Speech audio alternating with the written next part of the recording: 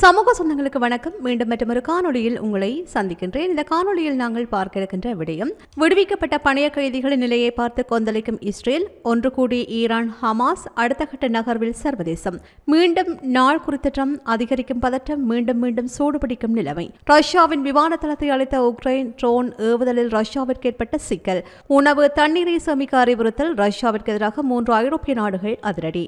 இஸ்ரேலுக்கும் ஹமாஸ் போராளிகளுக்கும் இடையில் போர் நிறுத்தமானது அமல் இருக்கின்ற வேளையில் இருதரப்புக்கும் இடையில் கட்டங்கட்டமாக பணைய கைதிகள் பரிமாறப்பட்டு வருகின்றனர். இந்த பரிமாற்றத்தின் ஒரு பகுதியாக இன்று 183 பணைய கைதிகளை விடுவிக்க இஸ்ரேல் தயாராகி வருகின்றதாக சர்வதேச ஊடகங்கள் கூறுகின்றன.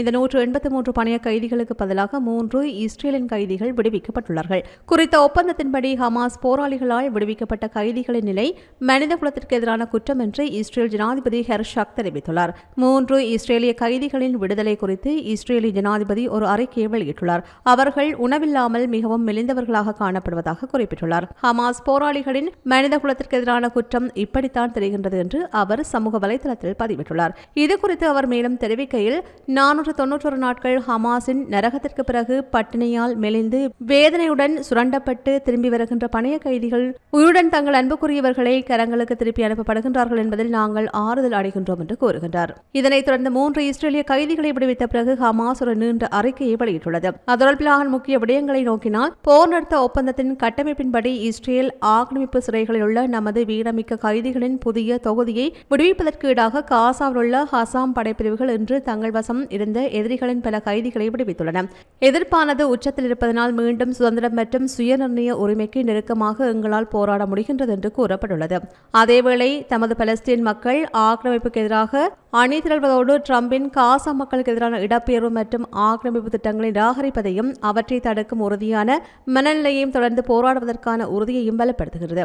மேலும் சுதந்திரம் மற்றும் ஜெருசலேமை அதன் தலைநகரமாக கொண்ட அவர்களின் சுதந்திர அரசை நிறுவும் வரை தங்கள் பாதையில் தொடர உறுதி பூண்டுள்ளனர். இஸ்ரேல் கைதிகளை நடத்துவதில் எங்கள் எதிர்ப்பு மனித விழுமியங்களை சர்வதேச மனிதாபிமான சட்டத்தின் விதிகளையும் கடைபிடித்து வருவதாக கூறப்படுகின்றது. இதற்கிடையில் பணைய கைதிகள் பரிமாற்றத்திற்கிடையில் ஈரான் தலைவர் ஹமேனி தெஹ்ரானில் உயர்மட்ட ஹமாஸ் தலைவர்களை சந்தித்துள்ளதாக அங்கிருந்து வரும் தகவல்கள் கூறுகின்றன. அந்த தகவல்களின் அடிப்படையில் ஈரானின் உச்சத்தலைவர் அயத்துல்லா அலி ஹமேனி, ஹமாஸ் தலைவர் ஹலீல் அல் ஹையா மற்றும் பலஸ்தீன் குழுவின் 2 தலைவர்கள் தெஹ்ரானில் சந்தித்துள்ளதாக கூறப்படுகின்றது. ஈரானிய அரசு ஊடகங்கள் இந்த சந்திப்பு குறித்து எந்த விவரங்களையும் வெளியிடவில்லை. மேலும் அயத்துல்லா அலி ஹமேனி, ஹமாஸின் தலைமைத்துவ குழுவின் தலைவர் முகமது தர்ஷ்விக் மற்றும் ஹமாஸின் உயர்மட்ட அதிகாரி நிஷார் அவதல்லா ஆகியோரை சந்தித்த புகைப்படங்கள் மட்டும் வெளியிடப்பட்டிருக்கின்றன. இஸ்ரேலுடனான போரில் ஈரான் ஹமாஸை தொடர்ச்சியாக ஆதரித்து வருகின்றது. கடந்த ஜூலை மாதம் ஈரானிய தலைநகரில் உள்ள ஹமாஸ் தலைவர்கள் தங்கமிடம் மீது நடத்தப்பட்ட தாக்குதலில் ஹமாஸ் தலைவர் இஸ்மாயில் ஹனியே மற்றும் அவரது மெய்காப்பாளர்கள் கொல்லப்பட்டார்கள். ஈரானுக்குள் புகுந்து நடத்திய இந்த தாக்குதலுக்கு இஸ்ரேலுக்கு கடுமையான தண்டனை வழங்கப்படும் என்றும் அலி ஹமேனி உறுதியளித்திருந்தார். ஈரான் இஸ்லாமிய குடியரசின் பிரதேசத்தில் ஹமாஸ் தலைவர் இஸ்மாயில் ஹனியே உயிர் தியாகம் செய்யப்பட்டதால் அவரது தியாகத்திற்கு பழி வாங்குவது எங்கள் கடமை என்றும் கூறினார். இவ்வாறு பல சபதங்களை எடுத்துள்ள நிலையில் போர் நிறுத்தத்திற்கு மத்தியிலும் நடைபெற்றுக் கொண்டிருக்கின்ற பணைய கைதிகளின் பரிமாற்றத்திற்கு மத்தியிலும் ஈரானின் தலைவர் ஹமாஸின் தலைவர்களை சந்தித்திருப்பது சர்வதேச அளவில் பெரும் பேசுபொருளாக மாறியுள்ளது. மறுமுனையில் உக்ரைன் ரஷ்யாவிற்கு இடையிலான யுத்தத்தின் ஒரு பகுதியாக உக்ரைனிய தாக்குதலை தொடர்ந்து ரஷ்யா தனது ஆளில்லா விமான தளத்திலிருந்து ஏவுதலை நிறுத்தியுள்ளது. இதுகுறித்து மேலும் தெரிய வருவதாவது, உக்ரைன் படைகள் ஃப்ரீமோர்ஸ்கோ அக்தாக்ஸ் விமான நிலையத்தின் மீது வெற்றிகரமான தாக்குதல் நடத்தியதை தொடர்ந்து ரஷ்யா அந்த தளத்திலிருந்து ஆளில்லா விமானங்கள் ஏவுவதை நிறுத்தியதாக கூறப்படுகிறது. கிராஸ்னோடர் பிராந்தியத்தில் உள்ள இந்த விமான நிலையம் ட்ரோன்கள் மற்றும் போர் விமானங்கள் இரண்டையும் ஏவுவதற்கான முக்கியமான ராணுவ தளமாக உக்ரைன் விமானப்படையால் முன்பு அடையாளம் கொள்ளப்பட்டதாகும். இருப்பினும் சமீபத்திய அறிக்கைகள் ரஷ்யா தனது ட்ரோன் ஏவுதல் நடவடிக்கைகளை மிலர்வோ, ஷெர்லோவா, ஓரியோல் மற்றும் ஹுர்ஷ் உள்ளிட்ட பிற இடங்களுக்கு மாற்றியுள்ளதாகவே விடயங்கள் மூலம் தெரிய வருகின்றது. உக்ரைனிய படைகளின் இந்த முன்னேற்றம் ஃப்ரீ மோஸ்கோ அக்தார்ஸ் ஹில்ட்ரோன் நடவடிக்கைகளுக்காக விமான நிலையத்தை பயன்படுத்துவதற்கான ரஷ்யாவின் திறனை கணிசமாக பாதித்திருக்கலாம் என்று கூறப்படுகின்றது. அதே சமயம் கிழக்கு உக்ரைனில் மேலும் 2 கிராமங்களை கைப்பற்றியுள்ளதாக ரஷ்ய பாதுகாப்பு அமைச்சகம் தெரிவித்துள்ளது. மாஸ்கோ வெளியிட்ட தகவல்களின் அடிப்படையில் உக்ரைனின் வடகிழக்கில் ஹார்கிவ் பிராந்தியத்தில் உள்ள நோவோம் லிங்க்ஸ் கிராமத்தை ரஷ்ய படைகள் கைப்பற்றியுள்ளதாக தெரிய வருகின்றது. இதற்கிடையில் உக்ரைனுக்கு சவால் விட்டு போராடி கொண்டிருக்கின்ற ரஷ்ய படைகளை விரட்டியடிப்பதற்கான உக்ரைன் போர் குறித்து விவாதிக்க அடுத்த வாரம் ஜெலன்ஸ்கியை சந்திக்க இருப்பதாக ஜனாதிபதி டொனால்ட் ட்ரம்ப் கூறுகின்றார். குறித்த சந்திப்பானது நேரடியாகவோ அல்லது காணொலி ஊடாகவோ என்பது தொடர்பில் இதுவரையில் விளக்கம் அளிக்கப்படவில்லை. குறிப்பாக ட்ரம்ப் ஓவல் அலுவலகத்தில் செய்தியாளர்களின் கேள்விகளுக்கு பதிலளிக்கின்ற போதும் உக்ரைன் ஜனாதிபதியுடனான சந்திப்பு குறித்து பேசியுள்ளதாக சர்வதேச ஊடகங்கள் கூறுகின்றன. அதன்படி அடுத்த வாரம் ஜனாதிபதி ஜெலன்ஸ்கியை சந்திப்பேன் என்று கூறியுள்ள ட்ரம்ப் ரஷ்ய ஜனாதிபதி விளாடிமிர் புட்டினை சந்திக்க விரும்புவதாக குறிப்பிட்டுள்ளார். சந்திப்பு எங்கே நடைபெறும் என்று கேட்டபோது தற்போதுதான் வாஷிங்டன் இருப்பதாகவும் தற்போது உக்ரைனுக்கு செல்லவில்லை என்றும் அவர் பதிலளித்துள்ளார். இவ்வாறான நிலைமைகளுக்கு மத்தியில் ரஷ்யாவுக்கு மேலும் தலையீடு கொடுக்கும் விதமாக 3 நாடுகள் அதிரடி முடிவினை அறிவித்திருக்கின்றன.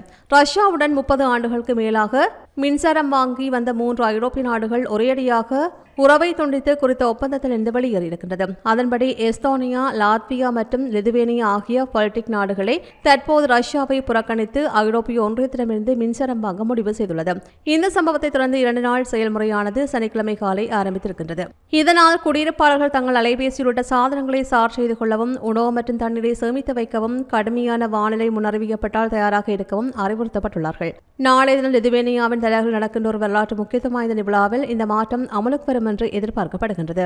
குறிப்பாக இந்த 3 பால்டிக் நாடுகளுக்கும் ரஷ்யாவிற்கும் இடையிலான பதற்றத்தை அதிகரிக்க என்ன காரணம் என்று பார்த்தால், இந்த 3 நாடுகளும் ரஷ்யாவால் அடிக்கடி துன்புறுத்தப்பட்டு வந்ததுடன் எப்போது வேண்டுமானாலும் ரஷ்யாவால் தாக்கப்படலாம் என்ற சூழலும் உருவானது.